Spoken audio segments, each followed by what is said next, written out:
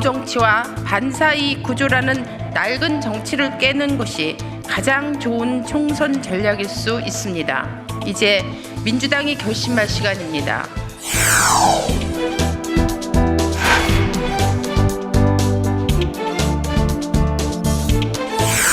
교육부는 자기가 밝힌 방침을 완전히 뒤집었습니다. 그러니까 학교는 폭탄을 맞았어요, 지금. 어떻게 도대체 교육과정을 짜고 입시 준비를 어떻게 해야 되냐. 난리가 났습니다.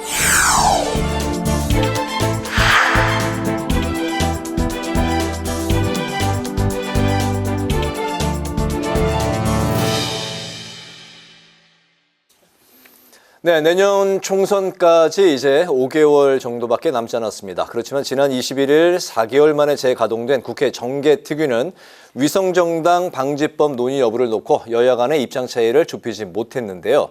또 내년 2월까지 확정해야 할 2028 대입 개편안도 논란이 잦아들지 않고 있습니다. 그래서 오늘은 강민정 더불어민주당 의원을 모시고 관련한 자세한 말씀을 들어보는 시간을 갖겠습니다. 의원님 어서 오십시오. 반갑습니다. 안녕하세요. 네. 이제 방금 말씀드렸던 민주당 의원이 65명이 위성정당 방지법의 당론 추진을 요구하는 성명에 동참을 했네요.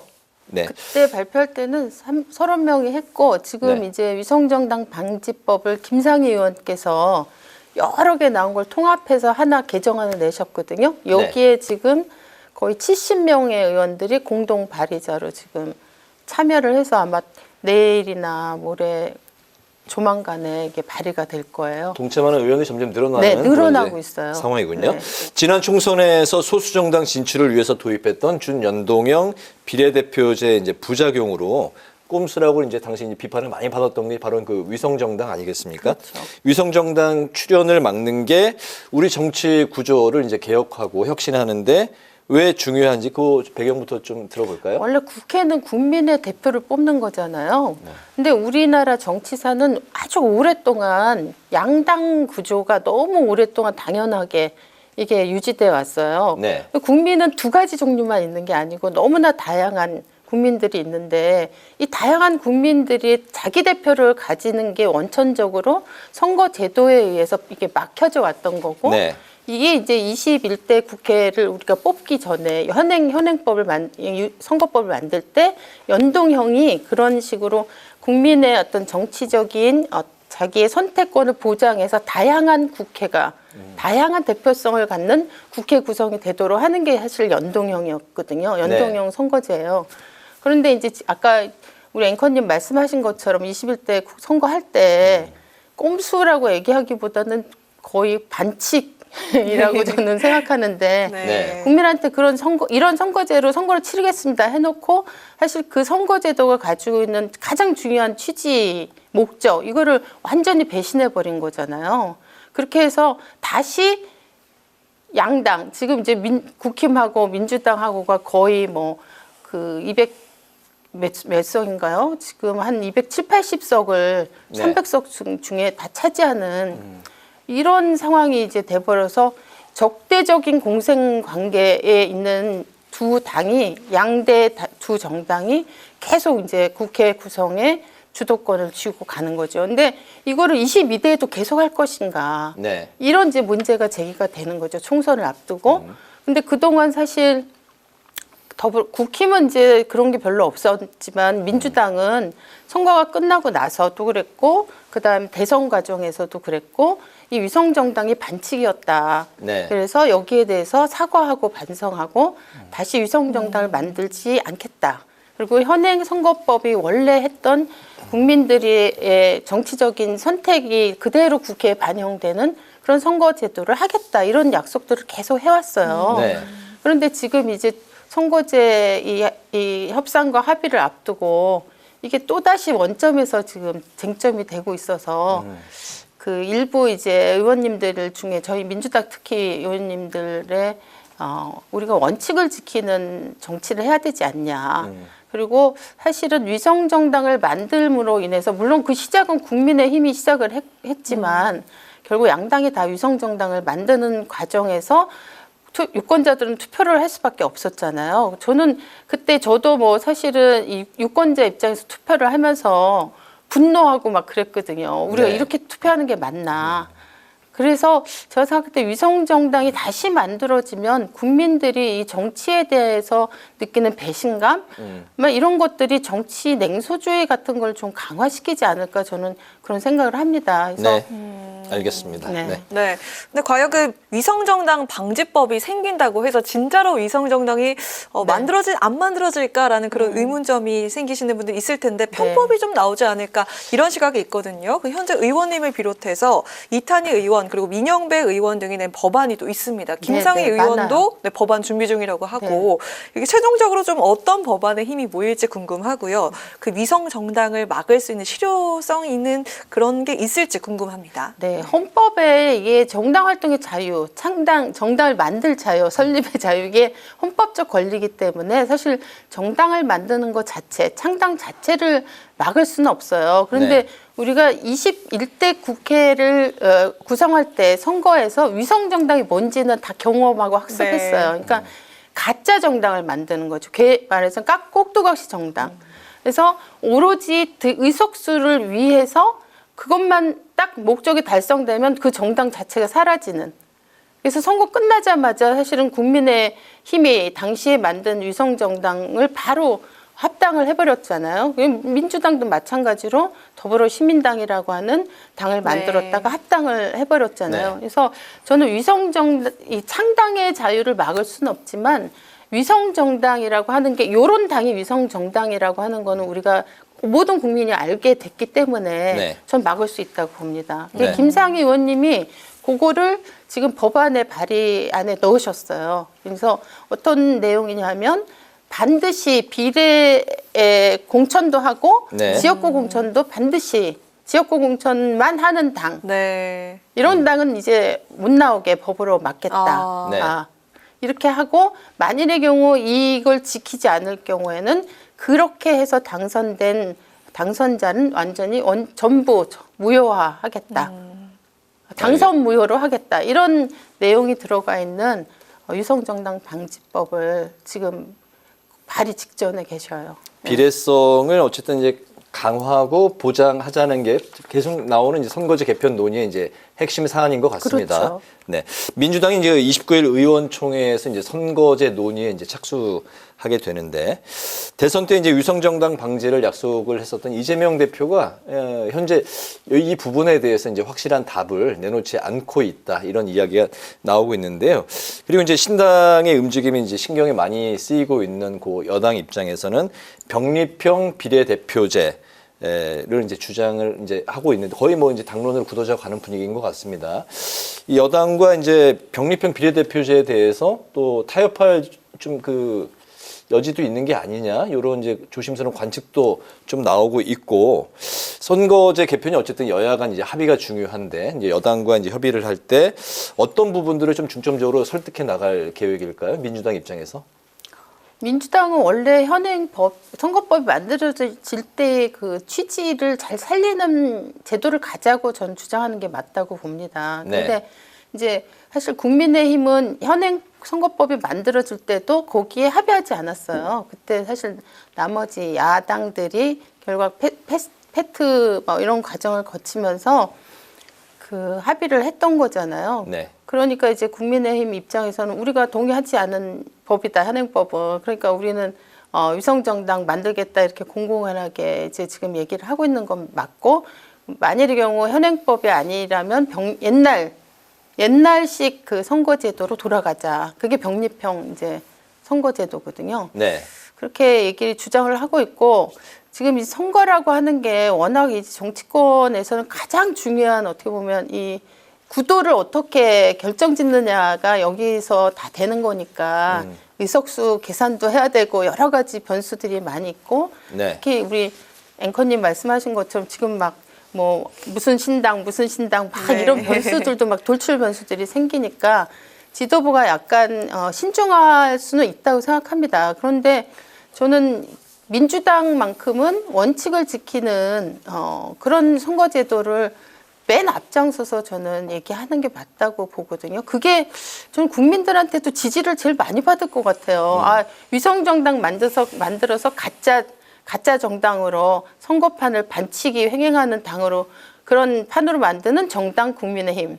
원칙을 지키고 국민의 대표를 제대로 비례성에 맞춰서 뽑을 수 있는 선거제도를 앞장서서 실천하는 민주당. 이렇게 저는 국민들이 이제 굉장히 많이 아시기 때문에 그렇게 이 선거가 가면은 생각보다 국민들이 반칙하는 정당에 대한 이런 지지는 저는 많이 거둬들이시지 않을까 이렇게 생각하니까 대표님이나 지도부도 그런 것까지 감안해서 고민하시지 않을까 싶어요. 알겠습니다. 네, 다음 주제로 넘어가 보도록 하겠습니다. 의원님의 전문 분야 바로 교육 분야 네. 현안인데요. 지난 그 16일에 또 수능이 치러졌습니다. 네. 킬러 문항은 없었지만 그야말로 불수능이었다 이런 평가가 있는데 올해 또 수능 만점자가 없을지도 모른다는 그런 관측도 있었습니다. 유난히 그 관심이 쏠렸었는데 이번 그 수능 어떻게 평가를 하시는지요? 킬러 문항이 없었다는 건 이제 교육과정 평가원하고 네. 이 정부 측이 이 수능 끝나자마자 이제 그렇게 아주 얘기를 했었죠. 불이 나게 네, 발표를 했죠. 했더라고요. 그런데 사실 수학 22번 같은 경우 이게 맞힌 학생이 1.4%인가밖에 안 돼요. 네. 정답자가. 그러면 과연 이런 거를 킬러 문항 아니라고 할 수 있나? 뭐 이런 사실 근본적인 문제도 제기가 되는데 어쨌든 이번에 이 킬러 문항 논쟁이 올해 6월달에 이제 대통령께서 네. 킬러 문항을 던지시면서 이게 시작이 됐잖아요. 그리고 네. 막 온통 그 교육계가 막 이것 때문에 너무 막 시끄러웠는데 그렇게 되면서 학생들, 수험생들하고 학부모한테는 올해 수능은 쉬운 수능이다. 이런 시그널을 준 결과가 돼버렸어요. 그래서 다른 때보다 올해 수험생이 엄청나게 많이 늘었고 규모도 늘었고 N수생들. 네, 그리고 검정고시 출신들. 그래서 보통 고3 졸업하는 이 재학생이 주로 이제 수능을 많이 보는데 올해는 뭐 N수생들이 한 35%? 전체 수험생에 굉장히 높았어요. 그 비율이. 네. 네, 그렇게 되면서 재학생들이 오히려 굉장히 저는 가만히 앉아서 우리 대통령 말씀 한마디 때문에 엄청 피해를 받게 된 수능이 아닌가 그렇게 생각이 듭니다. 네. 그리고 불수능 사실상 너무 난이도 네. 전반적으로 어려웠기 때문에 사실상 이제 불수능이라는 얘기가 지금 나오고 있어요. 네. 네. 앞으로 이제 바뀌게 되는 2028년도 대입 개편안을 내년 2월까지는 이제 확정을 해야 되는 이제 그런 상황인데 여러 가지 이제 의견 수렴을 이제 해가는 이제 과정인데 여기에서 이제 뭐 상대 평가와 절대 평가에 대한 그 맞불 집회도 지금 뭐 열리고 있고 여러 가지 좀 논란들이 좀 있는 것 같습니다. 교육부도 지금은 상대 평가, 절대 평가가 갈 수밖에 없다. 뭐 이런 이제 입장인데 이것만은 그래도 꼭 바뀌어야 된다. 의원님이 지금 생각하시는 2028년도 개편안, 대입 개편안에 대한 좀 어떤 그 개선 방향 뭐 네. 이런 것 좀 있으시면 들어볼까요? 네, 잠깐만 수능에 관해서 한 가지만 더 네, 말씀드리면 말씀하세요. 네. 제가 그래서 이 킬러 문항 같은 이렇게 교육과정 학교에서 배우지 않은 네. 이런 교육과정 바깥에서 시험 문제를 내서 불수능 만드는 거 이거를 법으로 금지하는 법안을 내놨거든요. 네. 그래서 이게 매번 이렇게 흔들리고 논란이 되고 이렇게 하지 않도록 그래서 그 법안이 지금 제출됐는데 교육부는 이걸 안 받고 있어요. 그래서 이게 빨리 좀 법적으로 네. 처리됐으면 좋겠다 생각이 들고요. 지금 입시 개편안 말씀하셨잖아요. 근데 진짜 우리나라 교육에서 가장 많은 관심을 가지고 그다음에 결정적인 어떤 영향력이 큰 게 사실 입시잖아요. 그렇죠. 네. 그래서 입시 제도가 바뀌는 거는 어마어마한 교육계 그 대격변을 가져와요. 지각변을 크게 네. 가져오는 거거든요.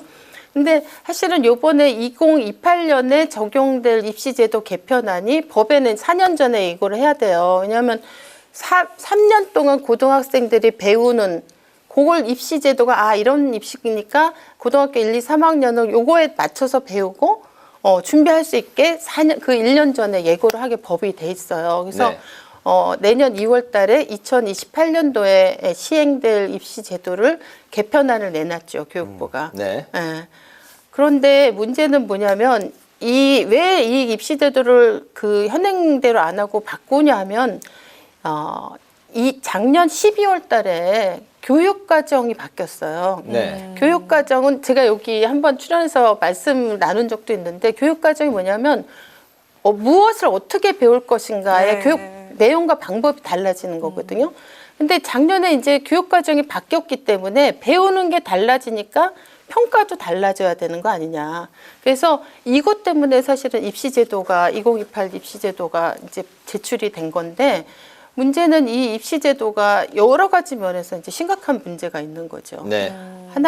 하나는 이 입시제도가 원래는 내신이 처음에 이제 교육부에서 발표할 때 올 6월 달까지 발표할 때는 고등학교 1학년은 9등급 3대 평가를 하고 바뀐 교육과정이 고교학점제라는 거예요. 이 고교학점제는 쉽게 말하면 학생들이 자기가 원하는 자기 진로와 관계되는 다양한 과목들이 이렇게 학교에서 개설해 놓으면 그걸 선택해서 배우는 거. 네. 그게 한 60개 정도 된다고요? 네, 60개 이상. 네. 학교마다 다른데 더 많은 개설 학교도 있어요. 그런데 이렇게 이제 해서 2학년, 3학년 배우니까 2학년, 3학년 절대평가 하겠다. 이렇게 발표했었거든요. 근데 요번에 입시제도 개편안에 내신을 1학년, 2학년, 3학년 다 상대평가 하겠다고 발표를 한 거예요. 그러니까 그러면 2학년, 3학년에 자기가 원하는 과목을 만일의 경우 몇 명밖에 신청을 안 했다. 그러면 이 상대평가 하면은 네. 1등급, 2등급, 3등급의 숫자가 확 줄어들잖아요. 그러니까 바로 아이들이 그래서 뜨거운 아이스 아메리카노다라는 그렇죠. 이제 뭐 약간 비판의 목소리 나오고 있는 것 그렇죠. 같은데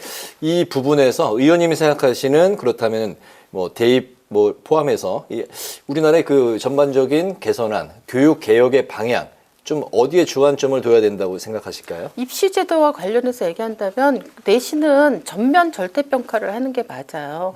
그래서 아이들이 다른 옆에 있는 친구보다 내가 더 위인가 아래인가에 의해서 자기 학습의 결과를 평가받는 게 아니고 네. 원래 그 과목의 요 단원에 이 정도는 자기가 배워야 된다는 걸 그걸 평가받는 거. 그러니까 학습 목표에 도달했는가를 평가받는 게 절대평가거든요. 네. 이 절대평가로 내신을 전환해야지만 아이들이 진짜 친구하고 경쟁 속에서 1점을 더 받기 위한 공부가 아니고 그 단원에 맞는 배워야 될 걸 제대로 배우는 공부를 할 수가 있는 거죠. 네. 절대평가의 방향으로 가야 그렇죠. 된다. 그리고 뭐 수능도 사실은 이제 시간이 뭐 없어서 그렇긴 한데 수능도 사실은 제가 볼 때는 절대평가로 가는 게 지금 영어하고 한국사는 절대평가하고 있거든요. 수능도. 네. 그러니까 이것도 전혀 불가능한 게 아니에요.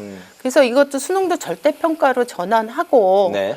그리고 지금 또 뭐가 문제냐면 9월 달에 수시가 다 끝나고 11월 달에 정시를 얘들이 수능 봐서 정시에 들어가는 이게 이제 이원화돼 있어서 네. 수시로 가는 애들은 9월 달이 딱 끝나고 나면 완전 학교가 초토화되는 거예요. 수업이 안 되고 완전 학교의 존재 이유를 묻게 되는 거죠. 네. 이게 수년 동안 그렇게 돼 왔어요. 네. 그래서 이 수시와 정시를 사실은 11월 수능 끝나고 나서 통합적으로 운영하면 고등학교 3학년 1년도 제대로 배우면서 입시 준비도 할 수 있는 네. 이런 식의 통합 입시 제도로 이것도 바꿔야 됩니다. 사실은. 네. 알겠습니다. 네. 바꿔야 될 게 너무 많습니다.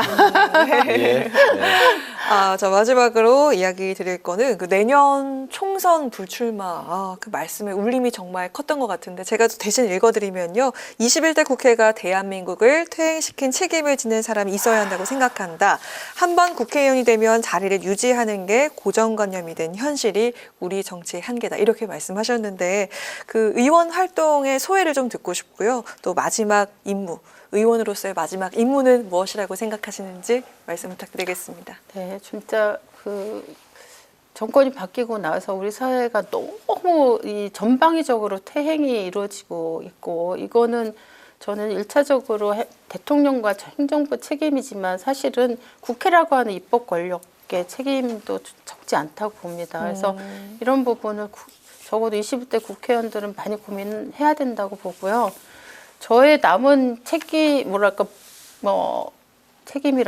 제가 해야 된다고 생각한 과제라고 하는 거는 제가 사실 우리나라 국회의원 중에 교사 출신 국회의원 두 번째거든요. 네. 그래서 이 교사들이 정치 기본권이 없어서 사실 국회에 진출하기가 너무 어려워요. 네. 그래서 제가 입법 그 입법 기관에 있는 동안 이 교사의 정치 기본권을 조금이라도 좀 확장하는데 그런 입법을 진짜 성사시키고 가는 거. 이게 야. 저한테 가장 중요한 과제인 것 같습니다. 알겠습니다. 네. 어려운 큰 결단을 이제 내리셨는데요. 오늘 이제 파워 인터뷰 마칠 시간이 됐습니다. 네. 아유, 시간이 너무 빨리 가서. 그렇죠. 의원님 아쉬우시죠? 임기 네. 끝나기 전에 저희가 또 한 번 또 모셔서 네. 또 오늘 못다한 이야기를 나누는 시간이 됐으면 좋겠습니다. 그랬으면 좋겠습니다. 오늘은 위성정당 방지법과 또 2028 대입 개편안에 대해서 강민정 더불어민주당 의원과 말씀을 나눠봤습니다. 오늘 말씀 잘 들었습니다. 고맙습니다. 고맙습니다. 네, 의원님. 감사합니다. 네.